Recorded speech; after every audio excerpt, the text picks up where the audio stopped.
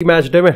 लेकिन डेफिनेटली भाई आज के मैच डे में हम जिन जिन मैचेस की हम बात करने वाले हैं भाई वर्थ अ शॉट होने वाला है। सबसे पहले हम यहाँ पर दो मैचेस की बात करेंगे, लिवरपूल वर्सेस न्यूकासल और यहाँ पर बार्सिलोना वर्सेस विलारियल। और दोनों ही मैचेस में एक बहुत बड़ा कमबैक है और दोनों ही मैचेस का जो रिजल्ट है उसका प्रीमियर लीग और ला लीगा की टेबल पे एक डायरेक्ट इफेक्ट हमको देखने को मिला है। और उसके बाद अगर अराउंड द गेम की बात करें, अराउंड द वर्ल्ड की बात करें, तो हमारे पास यहाँ पर 3 मैचेस हैं। ड्यूरेंट कप का यहाँ पर नॉकआउट मैच था, मोहन बगान मुंबई सिटी, और उसके बाद यहाँ पर हमारे पास बायर्न और यहाँ पर यूवेंटस के मैच है। सबसे पहले प्रीमियर लीग कमरे के हाथी को थोड़ा सा निपटा देते हैं। और आई थिंक ये मैच एक केओस वाला मैच था, एक्सपेक्टेड भी था। जिस तरीके से न्यूकासल एक हाई टेम्पो गेम खेलती है, जिस तरीके से लिवरपूल एक हाई टेम्पो गेम खेलती है, पता चल रहा था कि किस तरीके से। लेकिन इस मैच के 90 मिनट खत्म होने के बाद कहीं ना कहीं आपको एक सवाल का जवाब ढूंढना पड़ेगा, एक सवाल का जवाब देना पड़ेगा कि यहाँ पर लिवरपूल की जो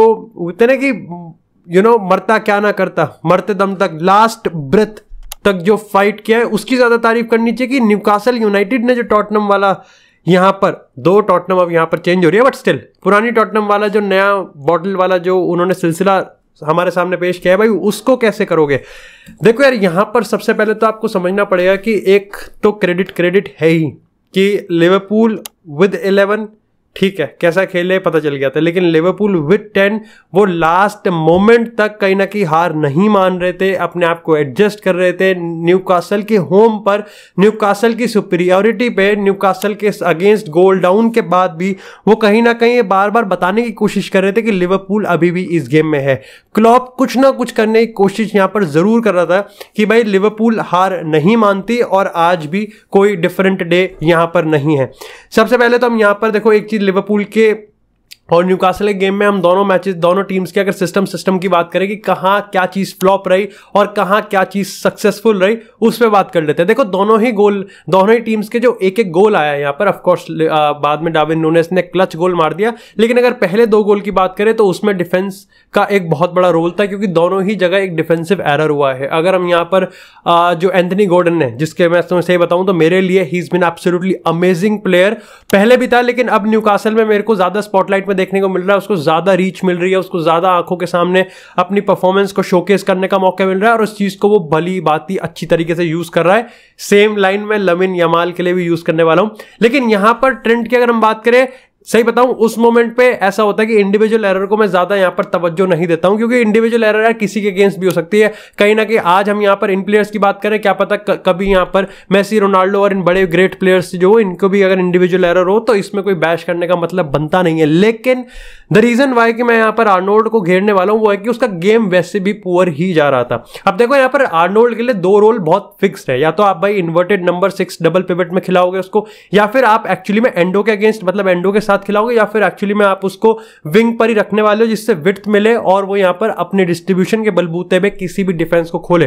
तब उस मोमेंट तक यहां पर कुछ भी नहीं काम कर रहा था। एंथनी गॉर्डन ने यहां पर नेटमैक करके एलिसन को अगेंस्ट यहां पर गोल मारा, लेकिन यहां पर समझ में आ रहा था कि लिवरपूल यस कन्विक्शन है, एक मोटिवेशन है, एक टेम्पो है, वही क्लॉप वाला एक उतना कि दृढ़ निश्चय है, लेकिन भाई टीम में बहुत बहुत फ्लॉड है, बहुत ज्यादा फ्लॉड है। और ऑफकोर्स जब उसके बाद यहां पर अगर हम रेड कार्ड की बात करें, आप देखो रेड कार्ड पे अलग डिबेट है। एक रूल यहां पर इंटरनेट पे काफी ज्यादा सरफेस हो रहा है, काफी ज्यादा वायरल हो रहा है, जिसमें बताया गया है कि भाई अगर बाय मिस्टेक कोई गोल स्कोरिंग अपॉर्चुनिटी को यहां पर डिनाई करता है तो उस प्लेयर को अब रेड कार्ड नहीं दिया जाएगा, सिर्फ कॉशन दिया जाएगा। लेकिन बाद में लोगों ने उसको काउंटर करके यह बताया कि यह रूल सिर्फ तभी एप्लीकेबल है जब फाउल पेनल्टी बॉक्स के अंदर होगा, और क्योंकि वर्जिल वैन डाइक का जो फाउल था वो पेनल्टी बॉक्स के बाहर था, इसलिए ये एप्लीकेबल नहीं है और वो सीधा सीधा रेड कार्ड के लिए वैलिड था, जो कि उनको मिला भी। और उसके बाद कहीं ना कहीं मेरे को लगता है कि न्यूकासल यूनाइटेड अगेंस्ट 11 लिवरपूल ज्यादा अच्छा खेल रही थी in comparison to 10 Liverpool player. और उसके पीछे एक बड़ा सिस्टम ये है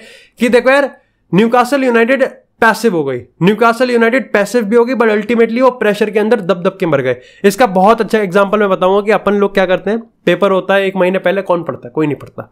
होता क्या है कि हम टालते रहते हैं, लेकिन अल्टीमेटली एक वो दिन आ जाता है जब पता चलता है कि अरे यार कल ही पेपर है, और जब वापस से किताब खोलते हैं तो पता चलता है कि पूरी किताब में से एक पन्ना भी नहीं पढ़ा है। तो वहां पर यही चीज न्यूकासल यूनाइटेड के साथ हुई है। बहुत गेम के बहुत जल्दी बहुत बड़े हिस्सा बचा हुआ था जब यहां पर लिवरपूल 10 प्लेयर्स के साथ रहने वाली थी, लेकिन फिर भी न्यूकासल यूनाइटेड ने पैसिव रखा। न्यूकासल यूनाइटेड ने कोई अर्जेंसी नहीं दिखाई। यस गेम कियोस का था, यस गेम हाई इंटेंसिटी का था, लेकिन कहीं ना कहीं न्यूकासल यूनाइटेड ने एलिसन को इतना ज्यादा यहां पर नहीं टेस्ट किया, या फिर हम कहें कि उन्होंने जो गोल नहीं स्कोर किया, चाहे उन्होंने अपने चांसेस मिस किए, जो उन्होंने गोल नहीं स्कोर किया वो लास्ट के 10 मिनट में, अगर हम बात करें यहां पर 80 to 90 मिनट का जो वो रेंज होता है, वहां पर उनके दिमाग में एक प्रेशर आ गया कि यार हम इसका फायदा नहीं उठा पा रहे, हम अपने होम पे खेल रहे हैं, हम लिवरपूल के 10 बंदों के अगेंस्ट हम भारी नहीं हो पा रहे, और वहां पर उन्होंने अपनी गलती कर दी। डेफिनेटली यहां पर मैं सही बताऊं तो डैन बर्न की बात करूं, लेफ्ट बैक वाला एक ऐसा रोल है कि आप देखो न्यूकासल का अटैक मोस्टली यहां पर ट्रिपियर के थ्रू ही होता है। यहां पर लेफ्ट बैक के अगर डैन बर्न की बात करें तो वो अटैक नहीं कर सकता, लेकिन एक जो चीज है वो भी नहीं कर सकता, एंड दैट इज कि इवन इफ अगर आप उसको डिफेंसिव यूनिट में अगर डाल देते हो तो यहां पर कोई भी प्लेयर आ जाए भाई वो खिला के रख देगा। मोहम्मद साला एब्सोल्युटली अमेजिंग, ठीक है, बढ़िया उसके मूवमेंट्स है, लेकिन डार्विन नूनेस के रिगार्डिंग पिछले सीजन जब कंट्रोवर्सी थी, जब यहां पर क्रिटिसिज्म मिल रहा था, और इस season through out the time मैंने हमेशा से एक स्टेटमेंट रखा है कि डार्विन नूनेस के मूवमेंट्स वर्ल्ड क्लास हैं। डार्विन नूनेस के मूवमेंट्स एब्सोल्युटली लीथल है, थ्रेटनिंग है। वो चीज आज हमको देखने को मिली। पहला गोल मारा, दूसरा गोल मारा, आप सारे गोल देख लो, आपको समझ में आ जाएगा कि डार्विन नूनेस के जो मूवमेंट्स है वो ऑलरेडी वर्ल्ड क्लास थे, वो वर्ल्ड क्लास है, और बस उसको अपनी फिनिशिंग पे ध्यान देना था। एब्सोल्युटली यहां पर अगर हम न्यूकासल यूनाइटेड की बात करें तो यार देखो उनको डिसअपॉइंट होना चाहिए, लेकिन एक चीज जो काफी सारे कम्युनिटी फोरम्स में लोग यहां पर हाईलाइट कर रहे हैं वो ये है, they don't have a tempo setter. अगर आप टोनाली की बात करो, जो लिंटन की बात करो, विलक की बात करो, फिर बाकी ब्रूनो गमारेश टाइप के प्लेयर्स की बात करो, they are not a player जो कि टेम्पो को सेट कर सकते हैं। सारे के सारे हाई टेम्पो पे गेम खेलते हैं, सारे के सारे केओस वाला गेम खेलते हैं। कोई एक ऐसा बंदा नहीं है जो कि गेम को ठहरा सके और फिर अपने एक पास से पूरा लाइन ब्रेकिंग पास तोड़ दे। तो एडी ओवे को यहां पर डेफिनेटली उस चीज को मेक श्योर यहां पर करना ही पड़ेगा। Darwin Nunez is the key, Darwin Nunez वो चाबी है। देखते हैं भाई यहां पर आने वाले टाइम में क्लॉप इसको कैसे निपटाएंगे। इसी के साथ यार बात करते हैं अब थोड़ी सी ला लीगा से। बॉक्स ऑफिस के मामले में थोड़ा कम था, लेकिन मैं कहूं तो कियोस तो यहां भी था। दो टीम हमको यहां पर ऐसी देखने को मिली है जो कि डिफेंड नहीं कर सकती, लेकिन अटैक में मजा ही मजा आ गया। लेकिन यहां पर भी देखो बात तो वही है ना कि बार्सिलोना पे ऑलरेडी प्रेशर बन रहा था, बिकॉज अगर आज यहां पर आप पॉइंट्स ड्रॉप कर देते, चाहे आप 3 के 3 पॉइंट्स ड्रॉप कर देते या फिर आप 2 पॉइंट्स ड्रॉप करते ड्रॉ के मामले में, तो कहीं ना कहीं रियल मैड्रिड आप पे एक प्रेशर बनाती है। और इस पॉइंट ऑफ टाइम पे जब चर्चा इस चीज की चल रही है कि रियल मैड्रिड के पास Karim Benzema type goal scorer नहीं है, विनीसियस इंजर्ड है, यहां पर मिलिटाओ जा चुका है और यहां पर कोर्तोआ भी अब काफी लंबे समय के लिए जा चुका है, तो ऐसे में रियल मैड्रिड को एक बिल्कुल सीधा पाथवे आप कैसे दे सकते हैं। यस ला लीगा अभी बहुत शुरुआत हुआ है, लेकिन वही ना कि Barcelona, real Madrid, Atletico Madrid बहुत छोटे छोटे गैप्स में हम बात करते हैं। सबसे पहले तो भाई यहां पर नेगेटिव पॉइंट्स की बात कर लेते हैं। दोनों ही टीम डिफेंड नहीं कर पाई, बिल्कुल नहीं कर पाई, और आता ही नहीं है डिफेंड करना, ऐसा लग रहा था। लेकिन यहां पर मेरे को ऐसा लगता है कि यस, अगर अनफॉर्चुनेट रियल मैड्रिड रही है या फिर बड़ी बड़ी टीम्स रहती हैं तो अनफॉर्चुनेट बार्सा भी रहती है। आई थिंक अब हमको ये समझ जाना चाहिए कि जिस तरीके से फुटबॉल कैलेंडर शेप कर रहा है, ये एक नॉर्म बन जाएगा जहां पर हर टीम डिस्पाइट कि उन पे best player in the world है, वो यहां पर कभी ना कभी कॉम्प्रोमाइज तरीके से खेलेंगे, और आज बार्सिलोना का दिख भी रहा था। एक चीज जो मेरे को समझ में नहीं आ रहा वो ये है कि जावी को पता है कि उसका सिस्टम बहुत रिजिड है, उसको पता है कि उसका सिस्टम बहुत आइडियलिज्म पे चलता है कि सारी चीजें इसी तरीके से होनी चाहिए जिस तरीके से मैं देखता हूं। बियाल्सा वाला नहीं कह रहा मैं, लेकिन स्टिल बियाल्सा के थोड़े थोड़े यहां पर आपको ग्लिम्स मिल जाते हैं। बट ये वाली बात मेरे को लगता है कि स्टबननेस हो जाती है, फिर आप बोलते हैं ना कि मास्टर क्लास और डिजास्टर क्लास में जो पतली सी लाइन होती है, आप शायद से उसको क्रॉस कर गए। इसका बड़ा रीजन मैं क्यों बोल रहा हूं, the reason why I am saying is because कि यार आपके पास अगर आपके पास मार्कोस अलोंसो ऐसा प्लेयर है, अगर आपके पास सर्जी रोबर्टो ऐसा प्लेयर है, तो आप यहां पर हाई डिफेंसिव लाइन नहीं खेल सकते। कार्वाहाल है, फ्रान गार्सिया है, यहाँ पर हमारे पास रुडिगर है, आलाबा है, लेकिन फिर भी मैं टाइम टू टाइम यहाँ पर हमेशा क्रिटिसाइज करता हूँ एंसेलोटी हो कि अगर आप हाई डिफेंसिव लाइन खेल रहे हो तो आप मेक श्योर करो कि आपका डिफेंस उसके लिए प्रिपेयर्ड है। जावी को ये चीज समझना चाहिए कि भाई उसके पास यहाँ पर अराउओ नहीं है, उसके पास यहाँ पर अभी बाकी प्लेयर्स नहीं है, तो आप यहाँ पर इन फुल बैक्स को कैसे खिला सकते हैं। इन फुल बैक के साथ आप हाई डिफेंसिव लाइन यहाँ पर नहीं निपटा सकते। एक काफी फन मीम था कि भाई हाई जब सेकेंड हाफ में यहाँ पर एरिक गार्सिया था, अलोंसो था, मार्कोस अलोंसो था और सर्जी रोबर्टो था, एंड डेफिनेटली यहाँ पर अपना कमबैक गोल मारा था विलारियल ने। उसके बाद खैर यहाँ पर कमबैक फिर बार्सा ने भी करा था, बट ये आपको बताता है कि भाई जो इंडिविजुअल है वो बहुत शिटी गेम प्ले गया है, सही बताऊं अगर सर्जी रोबर्टो का बहुत खराब गेम प्ले गया है, बहुत खराब तरीके से गोल कंसीड किया है, बहुत खराब तरीके से जीरो कंट्रीब्यूशन है अटैक में। लेकिन फिर भी एक सवाल ये भी आता है कि हमेशा जब भी बोलते हैं कि एक प्लेयर की जो क्वालिटी है, मैनेजर का सिस्टम उसको कॉम्प्लीमेंट करना चाहिए। मैं यहाँ पर ये कहूँगा कि प्लेयर की क्वालिटी तो वैसे ही नील बटा सन्नाटा है, लेकिन उसके ऊपर से जावी का जो सिस्टम है वो गोबर कर रहा है। आई एम नॉट सेइंग कि सिस्टम बेकार है, आई एम जस्ट सेइंग कि सिस्टम आगे अच्छा होगा। अब मैं ये थोड़ी कह सकता हूं कि यार कार्लो एंसेलोटी ने चैंपियंस लीग तुक्के में जितवा दिया। ऑफ कोर्स उसका सिस्टम बहुत तगड़ा था, बट उसका सिस्टम का खामियाजा हमको सेकंड सीजन में देखने को मिला, जब हमारा आगे का सिस्टम नो लॉन्गर काम कर रहा था, लेकिन पीछे का सिस्टम तो खराब पे खराब ही था। यही चीज यहां हो रहा है कि आप ठीक है अभी आप कम बैक कर रहे हो 4-3 से विलारियल पे, लेकिन आपको मैं बता दूं चैंपियंस लीग में तोड़े जाओगे बहुत बुरी तरह। ये बार्सिलोना की टीम इस तरीके से नहीं खेल सकती, टूटेगी। खैर अब पॉजिटिव्स पे आ जाते थोड़े से। यमाल भाई 16 साल का लौंडा क्या कर रहा है, see the hype is real. मैं तो ये मानता हूं, क्योंकि अगर मैं उसके शूट की बात करूं जो कि पोस्ट पर लग के फिर यहाँ पर लेवेंडोव्स्की ने टैप इन किया था, उसके मैं पासिंग की बात करूं, उसके मैं क्रॉसिंग की बात करूं, उसके मैं एक वर्टिकलिटी की बात करूं, उसके मैं अपने आप को कंपोज रखने की बात करूं, एब्सोल्युटली हर चीज काफी ज्यादा सही लगती है। और वो आपको बताती भी है कि यस भाई Yamal is a good deal. और ये चीज इसलिए भी आपको जरूरी लगती है कि रफीनिया के पास अब आप कॉम्पिटिशन देने वाले हो, तो आपके पास एक ही पोजिशन पे इतने बेहतरीन कॉम्पिटिशन है, तो कहीं ना कहीं आपको पता है कि यहां से जो स्टैंडर्ड है वो ऊपर ही उठने वाला है। यहां पर भाई फेरान टोरेस की मैं बात करूं, बंदा मिशन पे है, बंदा एक चीज प्रूफ करने के तौर पे है। और मेरे को अभी भी मैं वापस से यहां पर जावी को ही डिस्क्रेडिट कह दो या फिर डिसअपॉइंटेड कह दो, मैं यही करूंगा यार कि अगर आपका प्लेयर एक ऐसा है कि जो कि हाई ऑन मोराल है, हाई ऑन कॉन्फिडेंस है और गेम टाइम मांग रहा है, I think this is where you need to give him minutes, this is where you need to give him time. यही चीज हम जेडन सांचो के लिए कर रहे हैं। सोचो जेडन सांचो ने अभी तक ऐसा कुछ अपने गोल और असिस्ट की बात करें ऐसा कुछ खास प्रूफ नहीं किया, बट फेरान टोरेस पिछले कुछ टाइम से वीक इन वीक आउट करता हुआ जा रहा है। तो आई थिंक बार्सा का फैन बेस अगर इस चीज पे काफी ज्यादा एडमेंट है, तो there is a reason why they are adamant. और यहां पर जावी नहीं दे रहा, क्यों? Because Lewandowski is playing. अब now this could be tricky, I know. यहां पर बार्सा के फैंस की बात करें, न्यूट्रल की बात करें, तो कुछ लोग मजाक उड़ाने के लिए, तो कुछ लोग सीरियसली, लेकिन ऑल बहुत ज्यादा इमीडिएटली एक रिएक्शन देते हैं कि भाई बाहर निकालो, और उनमें से हम भी हैं। लेकिन ट्रिकी हो जाता है। लेवेंडोव्स्की इज अ प्लेयर जो कि स्टेटस में बहुत बड़ा प्लेयर है, बार्सिलोना में से सबसे बड़ा प्लेयर वही है, बाय फार बिगेस्ट प्लेयर है। तो उसको आप यहां पर यस उसको हटाना पड़ेगा, इरिप्लेसेबल से रिप्लेसेबल करना पड़ेगा। हैरी मैग्वायर के साथ भी करा था, और सोचो हैरी मैग्वायर और लेवेंडोव्स्की का स्टेटस कितना बड़ा है।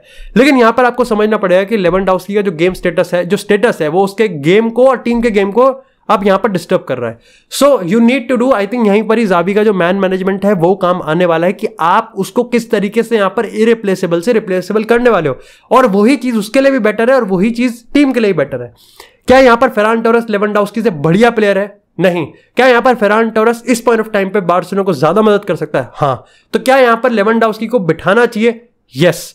क्या यहां पर लेवेंडोव्स्की अगर बैठता है तो वो ड्रेसिंग रूम में टॉक्सिक? डिपेंड्स कि यहां पर जावी किस तरीके से मैसेज डिलीवर करता है। और पर्टिकुलरली डेम्बेले की बात करें या फिर रफीनिया की बात करें, बाकी प्लेयर्स की बात करें, आई थिंक जावी यहां पर अच्छा काम करता है। सो ओवरऑल मेरे को लगता है कि यहां पर भाई चीजों को हमको देखना पड़ेगा। ओवरऑल यहां पर बड़ा भाई मोमेंटम हाई है, लमीन यमान ने अपना अच्छा करा है, फेरान टोरेस है तो सही था, लेकिन जो नेगेटिव्स हैं उनकी नाक बहुत बड़ी है, तब काफी बड़ी है। तो अभी तो ठीक है, लेकिन चैंपियंस लीग जो कि इस समय हाई प्रायोरिटी रहेगी बार्सिलोना की, इस सीजन दिक्कत देने वाला है। अराउंड द ग्लोब की बात करें तो भाई सबसे पहले यहां पर इंडिया की बात करें तो मोहन बगान सुपर जायंट ने मुंबई सिटी को 3-1 से हरा दिया and now they are in the semifinals. Interestingly Manveer Singh ने गोल मारा है, अनवर अली ने गोल मारा है। और आप अगर एक चीज देखोगे, एक पैटर्न आप देखोगे, मैंने पूरा मैच नहीं देखा था, लेकिन मैंने जो पैटर्न देखा था वो ये था कि भाई बॉक्स, जो फॉक्स इन द बॉक्स वाला स्टाइल है, मुंबई सिटी एफसी की बहुत पुअर डिफेंडिंग थी इनटू द बॉक्स। एंड सही बताऊं तो मेरे को नहीं पता था कि अनवर अली और मनवीर सिंह एरियल थ्रेट इतना ज्यादा पोजेस करते हैं, करते भी है या नहीं करते हैं, स्टिल डोंट नो। लेकिन जो डिफेंस था वो बिल्कुल ही डिजास्टर्स था। क्वालिटी ऑफ द गेम अच्छा था, यहाँ पर पासिंग थी, केमिस्ट्री आपको देखने को मिलती है दोनों टीम से। लेकिन मोहन बगान सुपर जायंट यहाँ पर आपको एक निक करते हुए दिखते हैं, एक एज करते हुए दिखते हैं, आपको दिखाती है कि they are ready to take their game to the next level, और वो है कि बाहर की टीम से खेले। मुंबई सिटी पे वैसे भी भाई नजर रहने वाली है सबकी, क्योंकि they are into the AFC champions league. इसी के साथ अगर बात करें यहाँ पर बायर्न म्यूनिख ने भाई अपने अलायंस स्टेडियम में भाई उन्होंने 3-1 से ऑक्सबर्ग को हराया है, और इसी के साथ हैरी केन के 2 गोल आ गए, और बुंदेसलीगा में इस समय वो 3 गोल के साथ बने हुए हैं। सबसे पहले मेरे को यहाँ पे लगता है कि अगर हम जितने भी बुंदेसलीगा के एनालिस्ट की बात करें, बायर्न के एनालिस्ट की बात करें, they are quite particular critic. Tuchel का गेम उनको नहीं भा रहा है। उन्होंने कहा कि यार देखो, हम अगर हाइकन्स की बात करें, अगर हम हंसी फ्लिक की बात करें, अगर हम किसी नगल्समैन की बात करें, सबका गेम कहीं ना कहीं बहुत इंटरेस्टिंग था, बहुत अटैकिंग था, बहुत फ्लूइड था। टुकल का गेम जीतने के लिए ज्यादा लगता है, उसमें कोई बुरी बात नहीं है, लेकिन उन्होंने कहा कि पिछले 10 सालों में अगर आप बायर्न का गेम स्टाइल देखोगे तो वो बहुत ब्रूटल रहा है, टुकल ब्रूटल नहीं है। So they are critical on that aspect कि वो जिनको आदत होती है ना, जैसे अगर आप बारसा वालों को कह दोगे कि यार क्या तुम लाइक एक पर्टिकुलर दूसरे गेम स्टाइल से खेलने, वो मना कर देंगे, कहते हैं कि नहीं यार, हम अपने बारसा वाले तरीके से खेलेंगे।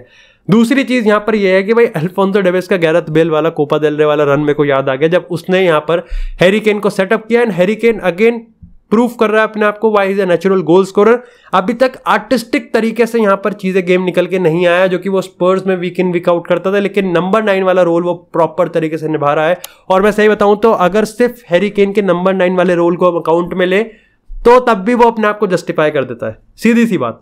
बट वो बाकी सारी चीजें भी कर रहा है। इंपॉर्टेंट चीज यहां पर यह है कि भाई गोरेट्स्का का भी अच्छा गेम निकल के आ रहा है, जो कि ट्रांसफर मार्केट में काफी स्पेकुलेशन थी। इसी के साथ अगर यूवेंटस की बात करें, Juventus 1 Bologna 1, poor game play. पिछले संडे अच्छा गेम खेला था उडिनेसे के अगेंस्ट, यहां पर ठुक गए, बिल्कुल गंदी तरीके से ठुक गए।